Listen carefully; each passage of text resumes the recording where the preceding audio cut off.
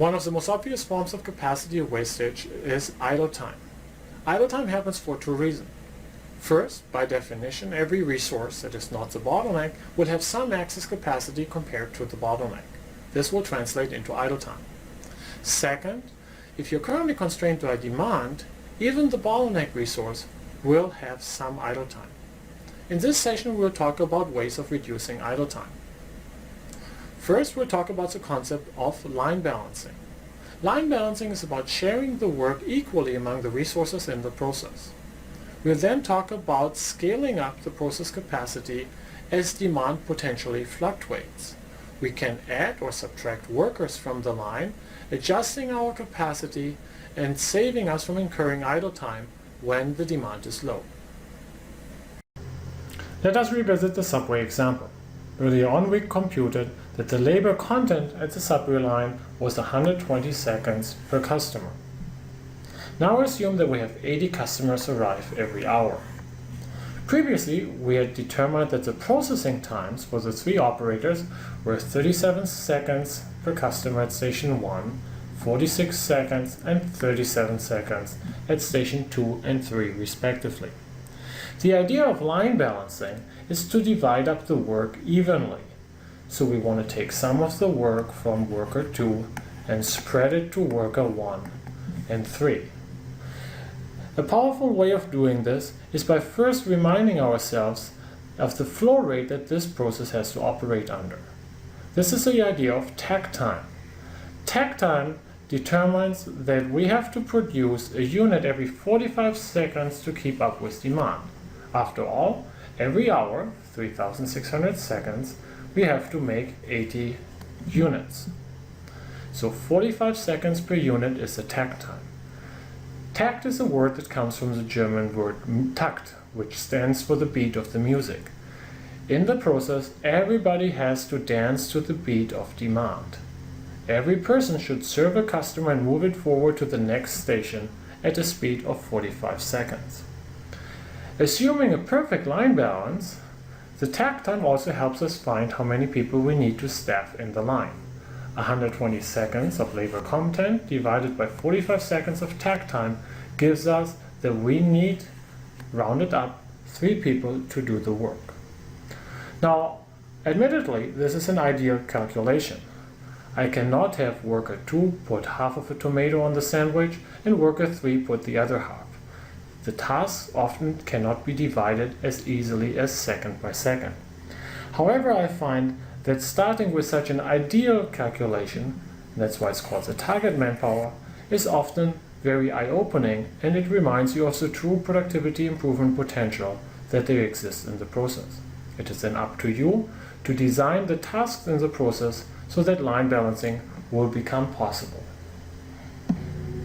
Now imagine that demand picks up to 160 customers per hour. The takt time changes. We now have to divide 3,600 seconds in an hour divided by 160 units per hour equals to a new takt time of 22.5 seconds. So instead of serving a customer every 45 seconds, we're serving a customer every 22.5 seconds. The takt of the music has picked up. This is also reflected in our target manpower calculation. We're dividing the labor content, which has stayed unchanged at 120 seconds per unit, by the new takt time and see that in order to fulfill this increased demand, we have to increase our staffing level from 3 to 6. Let's summarize our calculation for line balancing. Line balancing starts with computing the takt time. It's the demand that drives everything as we are executing the process. Once we have the takt time, we take the various tasks that make up for the flow unit and we will divide them among the workers so that the total processing time for each worker is less than the takt time. You continue to do this until all other tasks are assigned to the workers. As you're doing this, you try to keep the number of people at a minimum. This can be written as quite a fancy mathematical problem, but oftentimes, at least for smaller scale problems, it can be just tweaked by trying this out a couple of times. Now, I want you to think about the following question. What happens to labor utilization as demand goes up? To see the effect on labor utilization, first ask yourself what happens to takt time as demand goes up. More demand means a shorter takt time. This makes balancing the line harder.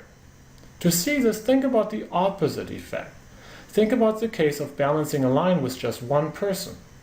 Balancing a one-person line is trivial.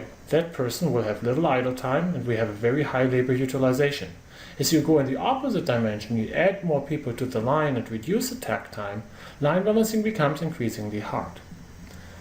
Finally, I want to acknowledge that the world is certainly not one big math problem to solve. The same holds for the case of line balancing. Instead of finding some fancy algorithm along the lines that I previously described, in practice line balancing is often done dynamically by walking around and looking where inventory piles up. We can then go and reassign either people or tasks so that the flow goes faster. This typically starts by looking at the bottleneck resource. Keep in mind that any activity that will move away from the bottleneck has the potential to increase capacity. Balancing non-bottleneck steps, however, is often a fruitless task. Once you understand line balancing, you can also start dealing with changing demand. Consider the demand trajectory shown up here. We will refer to this pattern as seasonal demand. Seasonal demand and demand variability will be discussed more in the responsiveness module, but for now, let's just observe that the demand changes predictably over the course of the day. The first thing that you do is you level the demand. You want to avoid to change your takt time or your staffing level every minute by minute, and so you come up with a level demand where you hold the demand for an hour as fixed.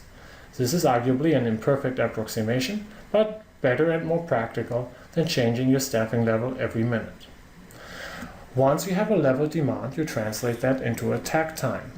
Remember, more demand means a shorter takt time. Finally, you take this takt time and you translate this into a manpower calculation. This is done based on the target manpower calculation that we reviewed earlier on. As you see in the example here, in the low period settings, I can get away with 3 workers carrying out the 6 tasks.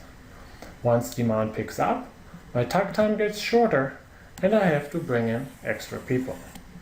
This helps us to scale up and down the process as demand changes. Capacity tends to be fixed, while demand changes often over time. This leads to temporary mismatches between supply and demand. Customers wait or resources are idle.